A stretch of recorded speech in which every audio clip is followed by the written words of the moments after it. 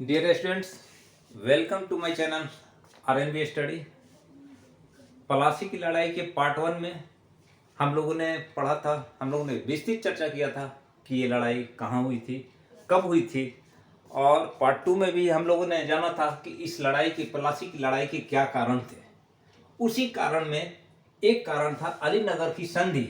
अलीनगर की संधि की शर्त, अलीनगर की संधि की शर्त का उल्लंघन, ये कारण था। और तात्कालिक कारण था ये। तात्कालिक कारण क्या होता है? क्या होता है तात्कालिक कारण? जैसे समझ लो कि दो पड़ोसी आपस में लड़ते हैं, बहुत तनाव में रहते हैं, 6 महीना, 3 महीना, साल भर। कभी कभी अचानक होता है कि एक पड़ोसी ने दूसरे पड़ोसी के घर पर ऐसी जानबूझकर अपना कूड़ा करकट फेंक दिया, तो दूसरा पड़ोसी, पहले से तनाव था ही, तो उस समय वो लड़ाई हो जाती है। तो उसी को हम बोलते हैं तात्कालिक कारण। और 1857 भी जब हम लोग पढ़ेंगे ना, भारत का स्वतंत्रता संग्राम, बीडी सावरकर ने बोला था ये भारत का प्रथम स्वतंत्रता संग्राम है।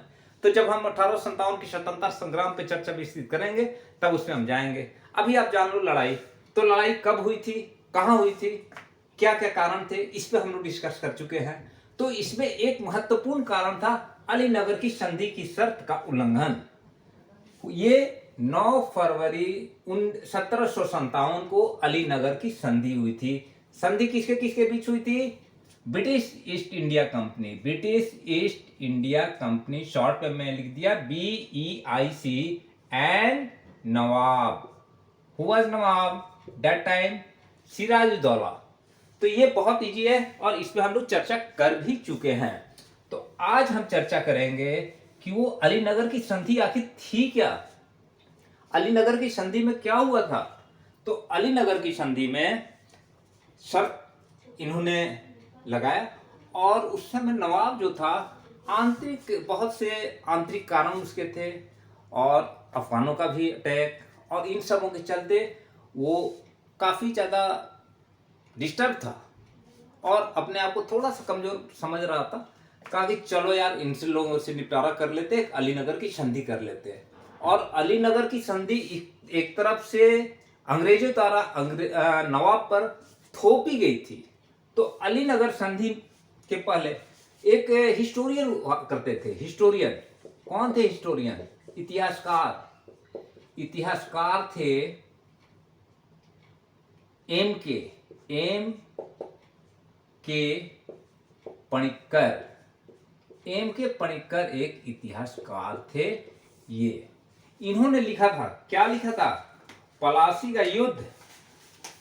पलासी का युद्ध, मैं बोलता हूं हमेशा पलासी की लड़ाई, इसलिए कि कम जगह में, सीमित क्षेत्र में हुई थी। तो इन्होंने लिखा था पलासी का युद्ध।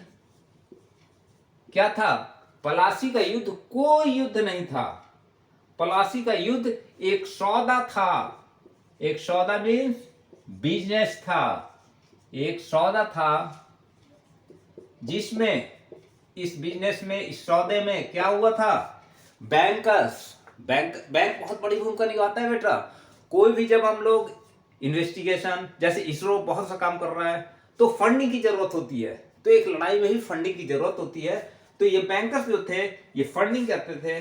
तो इसके जो सेठ थे, जिसमें बंगाल के सेठ, जिसमें सेठों ने क्या किया, जिसमें सेठों ने एवं मीर जाफर, जैसा आप जानते हो, कौन था मीर जाफर? मीर जाफर सेनापति। सेनापति मीन्स, सॉरी, सेनापति मीन्स कमांडर इज चीफ। जो सेनापति था वो क्या किया?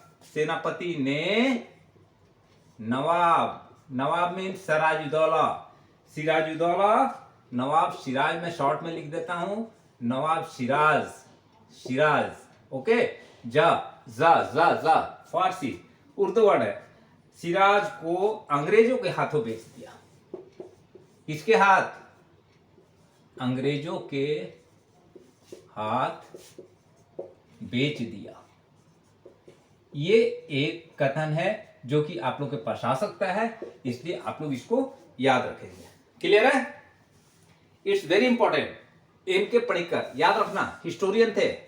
ठीक है? तो एम के पणिकर ने लिख दिया कि प्लासी का युद्ध कोई युद्ध नहीं था, ये एक समझौता था, एक सौदा था, जिसमें सेठ और ये सेनापति ये लोग क्या किए, ये लोग मिलकर नवाब को अंग्रेज के हाथ में बेच दिए।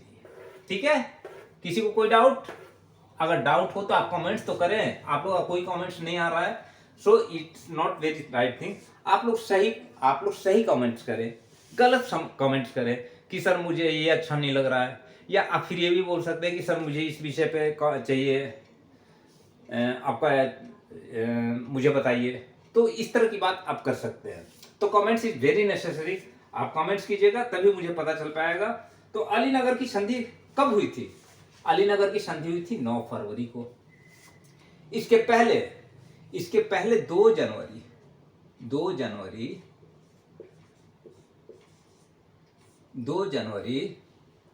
1757 को क्या किया था? अंग्रेजों ने पुनः कब्जा कर लिया था। किस पे कब्जा कर लिया था? कलकत्ता पे। अंग्रेजों ने पुनः कलकत्ता पे कब्जा कर लिया था, कलकत्ता पे। ठीक है, और कलकत्ता जो था, ये नवाब जो थे, नवाब के द्वारा अलीनगर को,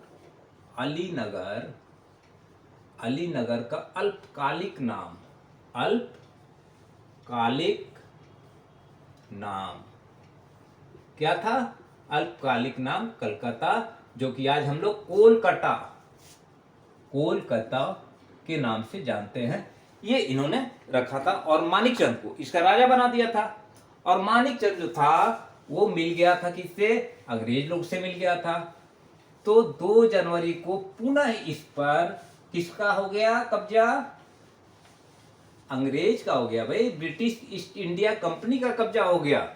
जब ब्रिटिश ईस्ट इंडिया कंपनी का कब्जा हो गया तो इन लोगों ने क्या किया?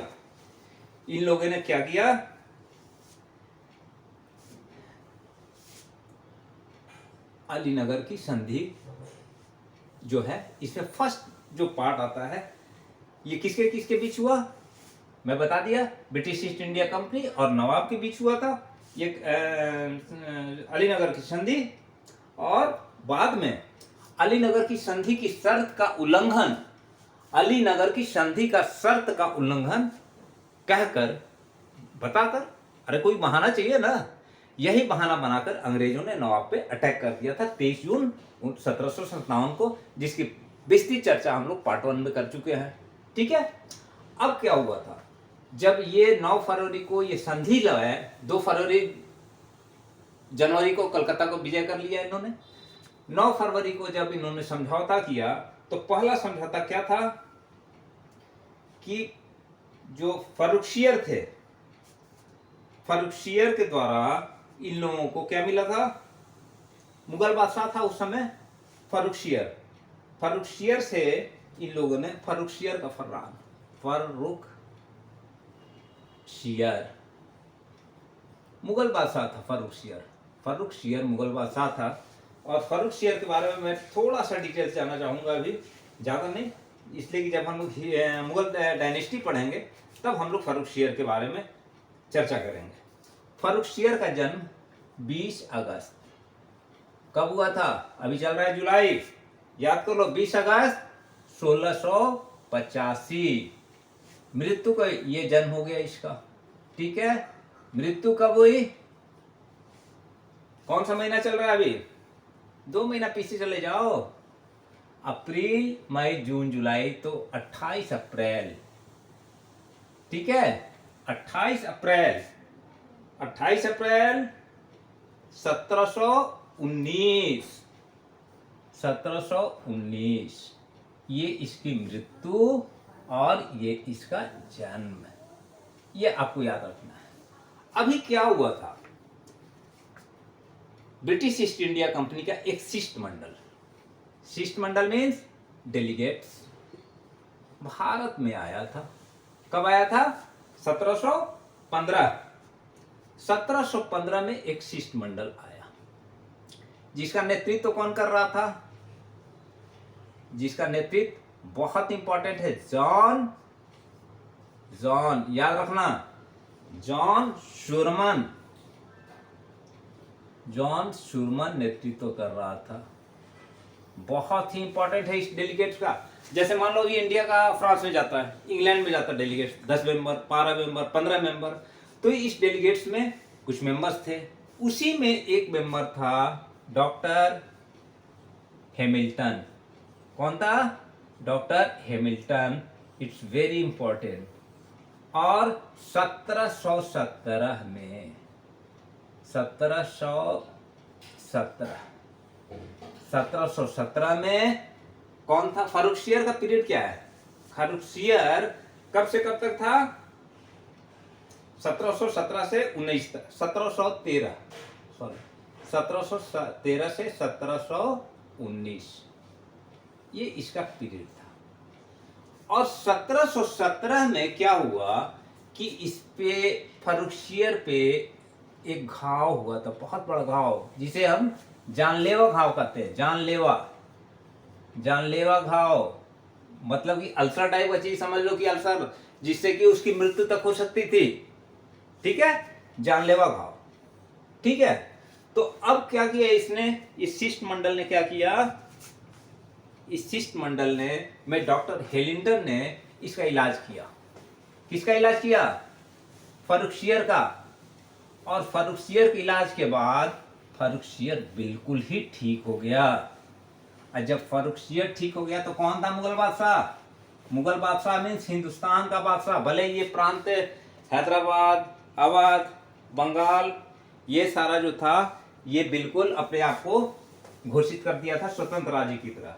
ठीक है, तो स्वतंत्र राज्य घोषित करने के बाद भी ये लोग कुछ ना कुछ अमाउंट मुगल बादशाह को देते थे।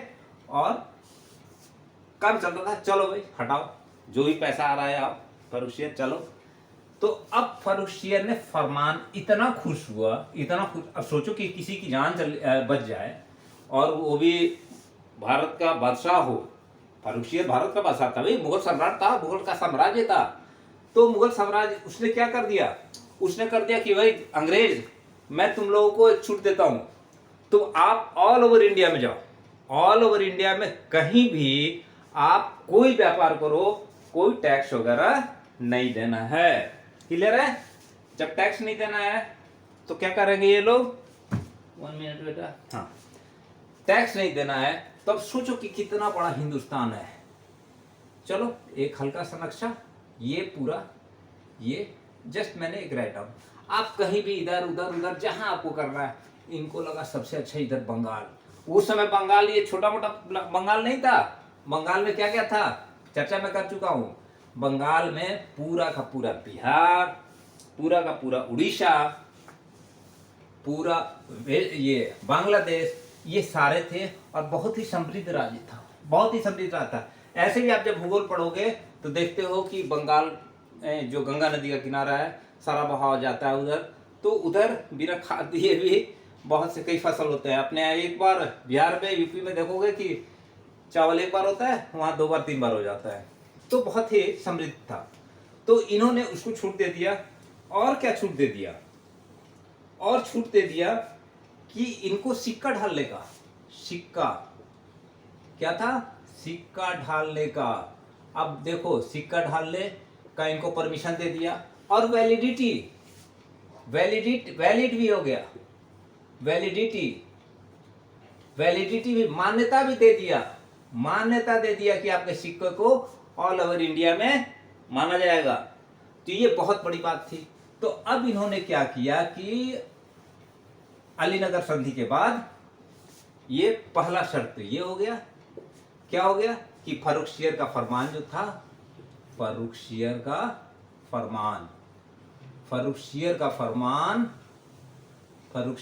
फरमान पूर्व की तरह लागू हो गया। बिना टैक्स के पूरे ऑल ओवर इंडिया में कहीं कर सकते थे। सिक्का ढालने का इनको परमिशन मिल ही गया। क्लियर है? तेज पढ़ा रहा हूँ तो आप लोग टोकेंगे, कमेंट्स करेंगे मुझे। और ये सारी जो चीज थी, इसको क्या किया गया?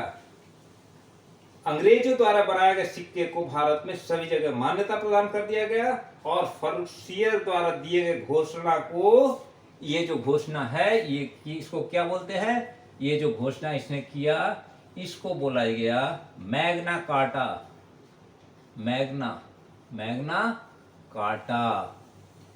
क्लियर है? आपको याद रखना होगा, वेरी इंपॉर्टेंट, मैग्ना कार्टा। ठीक है, ये मैग्ना कार्टा कहा जाता है इसको। क्लियर है? किसको कहा जाता है? इस घोषणा को, जिसने फर्रुख शेयर की घोषणा को, फरमान को और सिक्का ढालने को मैग्ना कार्टा बोलते हैं। क्लियर है? Any doubt? किसी को कोई डाउट हो बिल्कुल मुझे कमेंट्स करेगा और बताएगा। अब बताओ, इसके साथ साथ अब क्या हुआ?